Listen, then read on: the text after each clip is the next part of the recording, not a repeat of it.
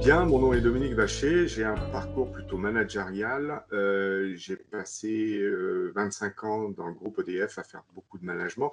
J'y étais DRH d'une grosse entité à Paris et dans les années 2000, j'ai contribué à la politique santé-sécurité au travail et j'ai derrière repris la responsabilité de ce domaine. Qui à l'époque était d'ailleurs commun pour EDF et Gaz de France. Et comme les entreprises sont passées du statut de cousine à concurrence frontale, je suis resté chez EDF et j'étais coordinateur santé-sécurité Monde. Dans le même temps, j'étais professeur associé au CNAM à Paris, dans la chaire de William Dab, Hygiène et Sécurité. Pendant 10 ans, j'ai enseigné et formé des préventeurs sur ce champ de la santé-sécurité au travail. J'ai exercé également des responsabilités européennes et internationales avec l'Association internationale de sécurité sociale, dont j'ai été le vice-président de la section électricité. J'en suis aujourd'hui plus que membre. Et voilà, en 2014, j'ai quitté le groupe EDF, j'ai fondé ma propre entreprise, DV Conseil, qui accompagne aujourd'hui des entreprises sur le champ de la RSE, avec une spécialisation en santé et sécurité au travail.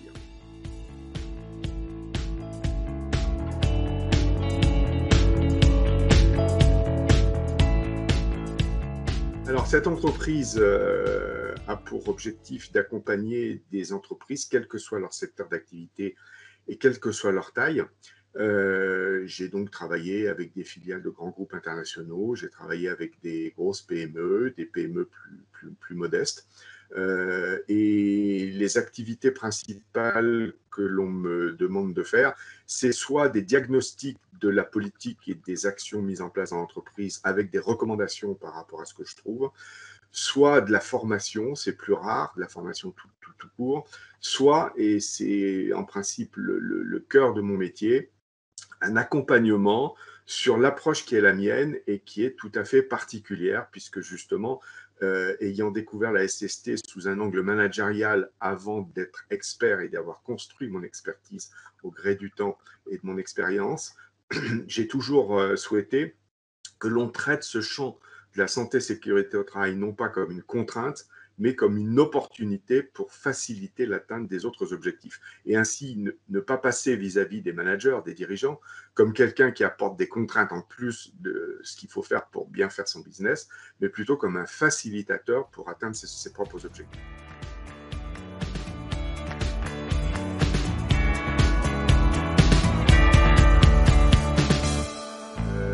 De profiter de chaque opportunité de travail avec une entreprise pour continuer de démontrer ce que j'arrive à faire dans toutes les entreprises que j'accompagne, et vous l'avez compris, quel que soit le secteur d'activité, quelle que soit la taille, que la performance santé-sécurité au travail reflète exactement le niveau de maîtrise que l'entreprise a de ses activités. Autrement dit, une pauvre performance en santé-sécurité au travail traduit le fait que cette entreprise ne maîtrise pas très bien ses activités.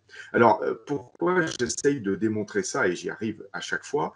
Tout simplement parce qu'on a aujourd'hui des PDG, des responsables, des chefs d'entreprise qui arrivent à vivre avec une performance santé-sécurité au travail qui n'est pas extraordinaire, mais dès lors qu'on leur démontre que cette performance SST reflète en fait le fait, quand elle n'est pas très bonne, qu'ils maîtrisent mal leurs activités, ça, c'est beaucoup plus difficile à entendre de la part d'un chef d'entreprise qui maîtrise mal ses activités.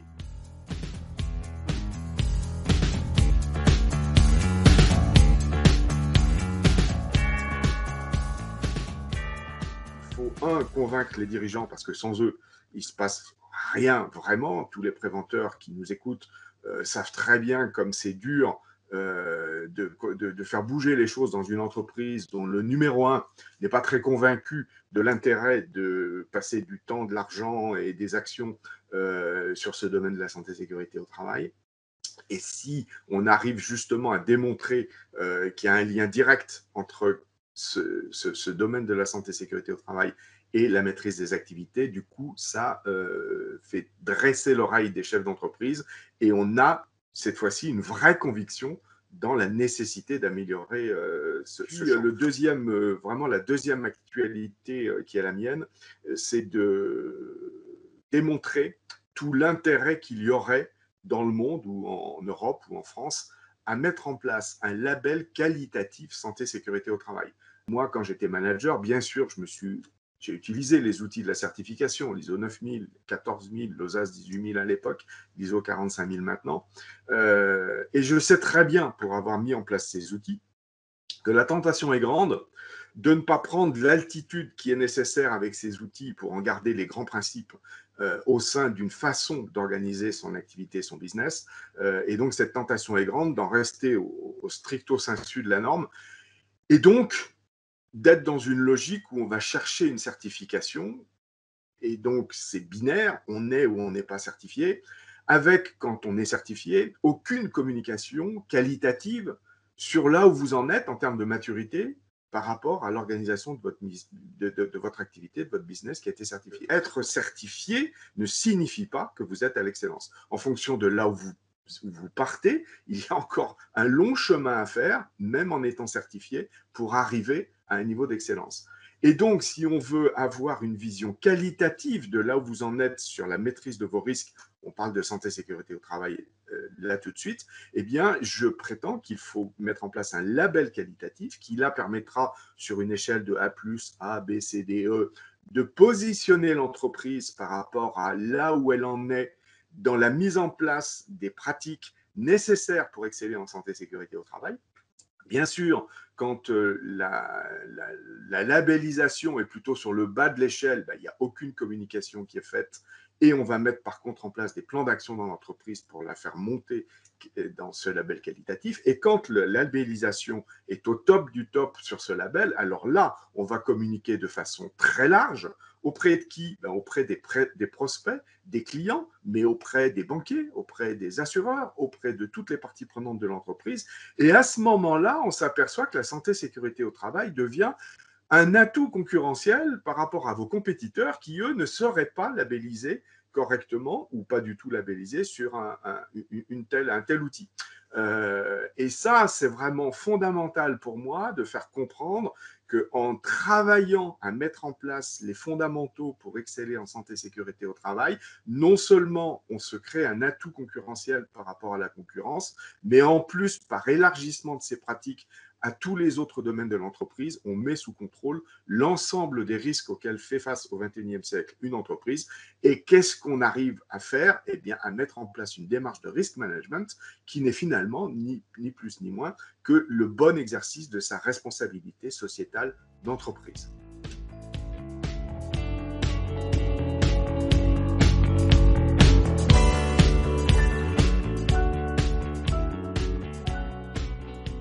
Alors, ma collaboration avec Preventica, elle part comme bien souvent dans les collaborations avec des relations humaines, et en l'occurrence Éric Jean-Servière, avec qui nous avons partagé des points de vue et qui a trouvé intéressant de donner à voir cette approche nouvelle qui est la mienne et qui a donc été formalisée dans un ouvrage qui a été publié en 2017 et qui s'appelle « Entreprise, arrêtez de manager la santé et sécurité au travail », avec des préfaceurs de haut niveau, puisque j'ai eu l'amitié de William Dabb, de Michel Ledoux et de Hervé Lanouzière, qui ont dit tout l'intérêt qu'il y avait à rentrer dans cette nouvelle approche.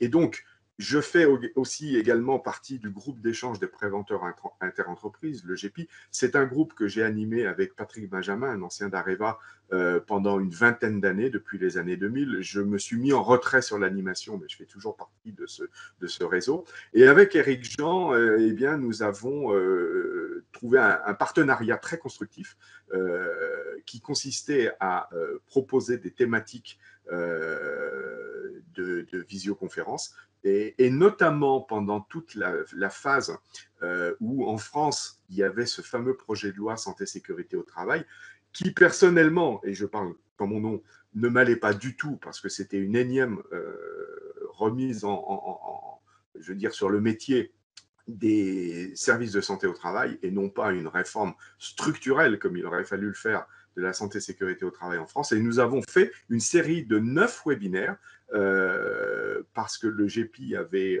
proposé une plateforme avec 9 leviers et nous avons eu l'opportunité de développer cette vision à travers 9 webinaires. Et aujourd'hui, je continue plus en solo avec Preventica, puisque récemment encore, j'ai fait une visioconférence qui reprenait ni plus ni moins d'ailleurs que celle que j'avais donnée à Préventica Lyon, le premier salon qui a rouvert quasiment en France il y a quelques mois à peine.